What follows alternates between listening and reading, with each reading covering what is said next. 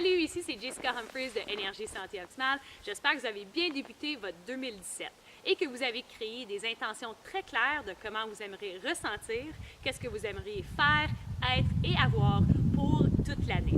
Alors pour le deuxième épisode de Énergie TV, on va avoir Bruno qui va parler de la protéine végétale, comment on peut l'utiliser dans une recette de smoothie et aussi c'est quoi les bienfaits pour notre santé. Ensuite, moi, je vais vous montrer des exercices que vous pouvez faire avant de faire vos sports d'hiver préférés pour éviter des blessures et soit bien réchauffé. Et aussi, petite surprise, à la fin, alors restez jusqu'à la fin, vous allez voir notre nouveau ami en vrai.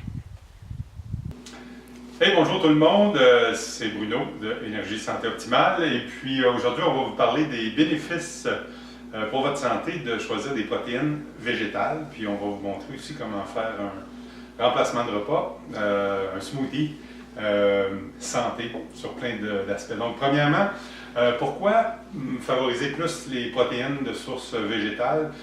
Principalement pour leur facilité d'assimilation au niveau du système digestif. C'est aussi des formes de protéines que pour la plupart des êtres humains sont moins inflammatoires, donc vont apporter plus d'acides aminés, plus de bons nutriments à vos muscles et à l'ensemble de vos cellules. Des exemples de protéines de source végétale, du beurre d'amande. Assurez-vous que c'est un beurre d'amande naturel, dont quand vous l'achetez, le contenant neuf, l'huile flotte sur le dessus. Les avocats aussi, une autre bonne source de protéines végétales, mais des bons gras aussi. Les légumineuses, comme ici on a des haricots rouges, mais toutes les légumineuses sont une bonne source de protéines. Les noix aussi, qu'elles soient sous forme de beurre ou bien entières, comme les cachous, les pacanes et les amandes par exemple, qui sont très populaires. Donc voilà certains des avantages et des types de protéines végétales. Maintenant, je vais vous montrer comment est-ce qu'on peut faire un repas sur le pouce qui est d'excellente santé. Il y a souvent des gens qui me demandent « Hey Bruno, qu'est-ce que tu penses de ça, les smoothies? » Et souvent, ma question à leur question, c'est « Ça dépend qu'est-ce que tu mets dans ton smoothie. » Alors, on va essayer de respecter, en fait, on va respecter les bons ratios. Donc, s'assurer que vous avez du liquide, oui, mais aussi au moins 25-30% de bonnes protéines, idéalement des protéines de source végétale, beaucoup du monde végétal aussi, donc les légumes, tout ça. Donc je vous donne un exemple. Ici, dans notre contenant, on a ajouté un petit peu plus d'une tasse d'eau. On va faire le plein de légumes. J'ai mis quelques morceaux de céleri, très bon pour la cellulose. Et puis les fibres solubles et insolubles. Une poignée de bébé épinards. On met ça dedans. On sait que la plupart du temps, on a tendance à négliger notre quantité de légumes par jour, puis c'est définitivement très important d'en avoir plusieurs portions. On peut rajouter un petit peu de vitalité dans ça avec une petite poignée de jeunes pousses de tournesol. Excellent. Antioxydants et plein de bons minéraux. Et pour un petit goût sucré, on a ajouté des mangues congelées. Voilà. On va rajouter un petit peu de liquide, du lait d'amande non sucré, environ une tasse. Si vous voulez un petit peu un goût un petit peu plus spécial, on peut rajouter une cuillerée à thé de cacao, selon votre goût. Puis, cuillère à thé aussi de graines de chia pour les propriétés antioxydantes. Et finalement, pour s'assurer qu'on a de bonnes protéines, ici on a une mesure de protéines végétales à indice glycémique bas, avec des bonnes fibres et des gras essentiels de source de noix de coco de la compagnie Usana. Donc ici, dans une mesure, j'ai 18 grammes de protéines. Et je vais rajouter une deuxième mesure. Voilà. Le tour est joué. Ici. Et puis on va mettre ça au malaxeur pour quelques instants.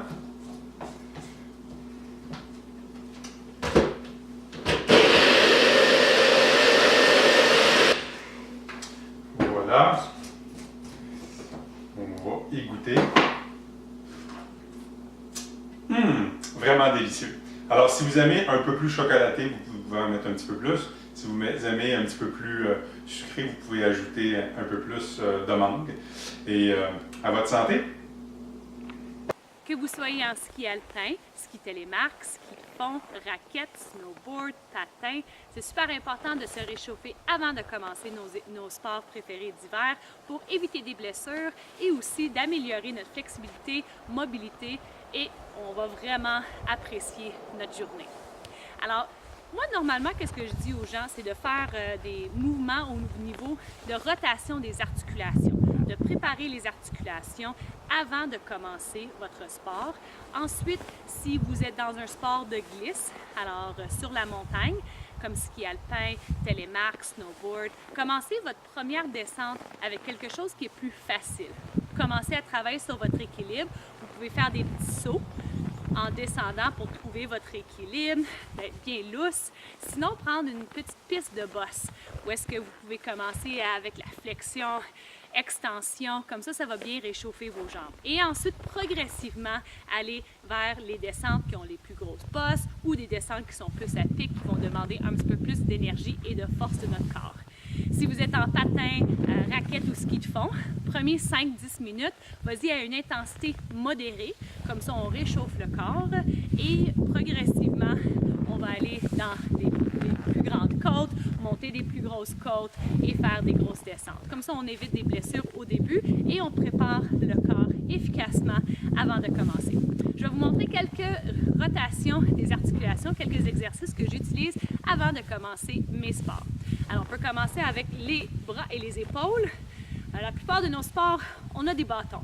Alors, pour éviter des blessures dans les coudes, dans les épaules, c'est bon de préparer les articulations. Alors, on peut faire 5 à 10 répétitions dans chacune des directions. Pensez à votre respiration. Prenez des grandes respirations. Abaissez les épaules et contractez les abdominaux. On peut aussi faire les coudes et les poignets. Alors, les poignets, les coudes d'une direction, ensuite de l'autre, juste pour bien se réchauffer.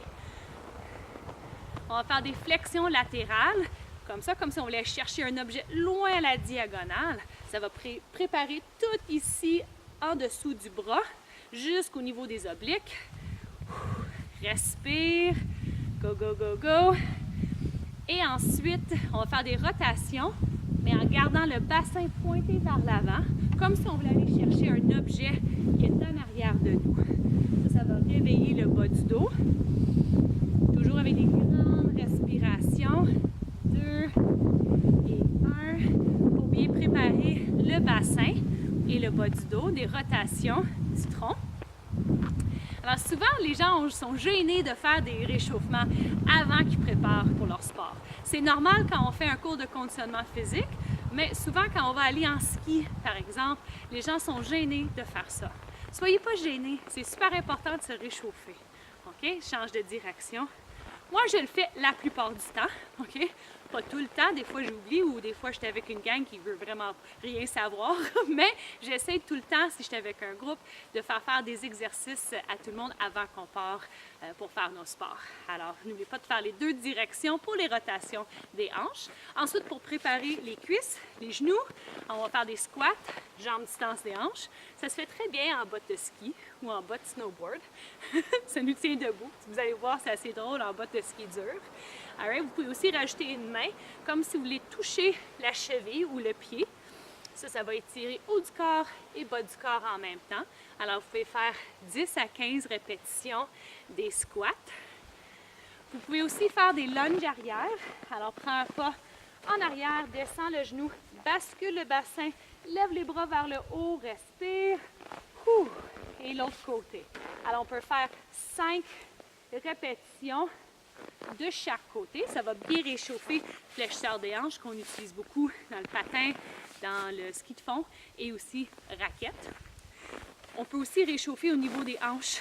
Alors, des rotations externes comme ça pour bien préparer nos articulations. Alors, faire 5 à 10 vers l'extérieur, ensuite vers l'intérieur. Et ça travaille aussi notre équilibre. Super important. Alors, hop et hop Et si on veut l'extérieur, intérieur de la cuisse, on peut faire des abductions et des adductions. S'il manque un petit peu d'équilibre, vous pouvez tenir vos bâtons en même temps que vous les faites. Et n'oubliez pas de changer pour l'autre côté, d'assurer qu'on travaille bien des deux côtés.